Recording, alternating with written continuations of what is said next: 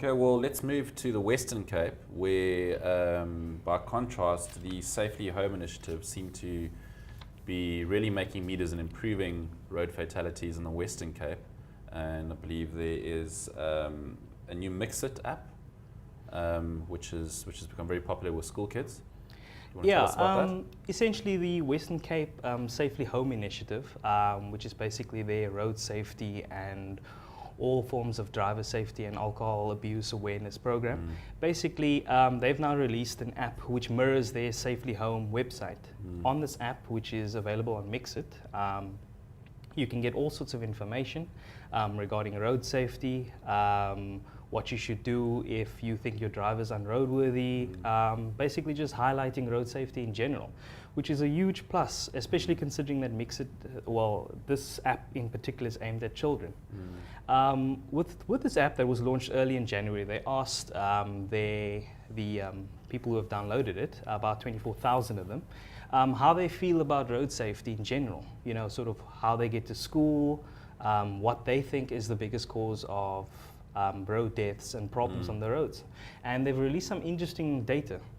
For starters, the major cause, according to their Mixit app downloaders, was that drunk driving is to blame for the majority of crashes. This is according to young people. And then So there's an awareness. it's more of an awareness thing, but it's really eye-opening that this is coming from children. Yeah. We always seem to see these stats coming from higher organizations, but this is out of children. Children are not stupid. They know exactly what's going on our roads. Another stat is, of course, that 30% were identified as driving too fast as being one of the main causes of deaths on our roads. The kids see this. It'll actually be really interesting to find out, you know, from children of particularly bad drivers, for instance, what they think. What's also shocking is that a large proportion of their respondents said that they had known someone who was seriously injured or had died as a result of road deaths. Yeah. I mean, what impressed me is that since the app went live last week, almost 25,000 youngsters have signed up for it. And I'm also surprised, I guess, that Mixit is still really popular with youngsters. No, indeed. Look, you got to understand that Mixit, as an app and as a program, obviously caters to more, how can I say, low-tech devices. The vast majority of South Africans don't have smartphones, and this is the perfect platform for them. Another plus to the Safely Home app that they've launched is that you can access some of their video content. Look, Safely Home, the Western Cape in particular, has made no bones about the type of tactics that they want to employ in terms of trying to change mindsets about road safety. They released a number of shocking clips, you know, to try and jar people in terms of seeing this is what's actually going on in your roads and something needs to be done. The fact that they've now made this available for kids to watch is a very interesting move on their part.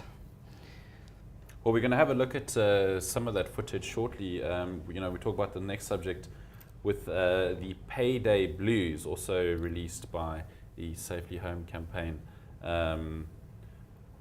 Yeah, people getting paid and getting a bit silly, essentially. Look, it's a no-brainer. The same Safely Home Institute started this hashtag, hashtag Payday Blues. What they found in their research over the last 5 years is that there's a direct correlation between the number of road deaths during the week and the number of road deaths linked to payday weekends. Fact of the matter is you're getting paid, you now have money, so you're going to hit the road. And of course, with money comes the availability of alcohol. And obviously the dangers of abusing that while driving. So basically they're trying to ensure that people be mindful that there are going to be more people on the roads, they might be drinking, and that we need to be responsible on our roads. Look, we can only take care of our own driving skill. And if people are just mindful of what's happening, specifically on payday weekends, we might see a drastic drop in road deaths. Yeah. Well, see, the road deaths have decreased. The numbers have decreased since 2009. Well, these are January numbers. You know, this month being the lowest as yet. You know, from 147 in 2009 to 69, which is encouraging. But while we have a look at some of this footage, and obviously it is quite disturbing, shows the consequences of drinking and driving. Do you want to just read us some of the stats that you had for us there? Sure, I'll read them. On average, 18 people were killed on payday weekends in 2014, compared to an average of 13 on normal weekends. On ordinary weekdays, an average of 2 people were killed in 2014. According to the Western Cape, this means that road users are 240% more likely to become a fatality on a payday weekend compared to driving on a regular day.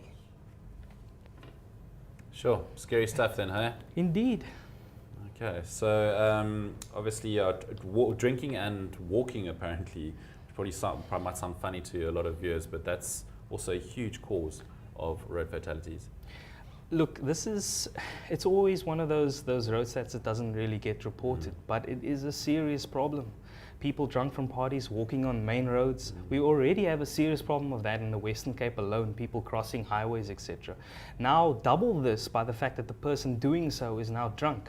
What is a driver supposed to do in this case? Most of the time you're driving too fast to try and avoid an object, even if you're obeying the speed limit. Okay, thanks for your insight, Sergio. Sure. Cheers.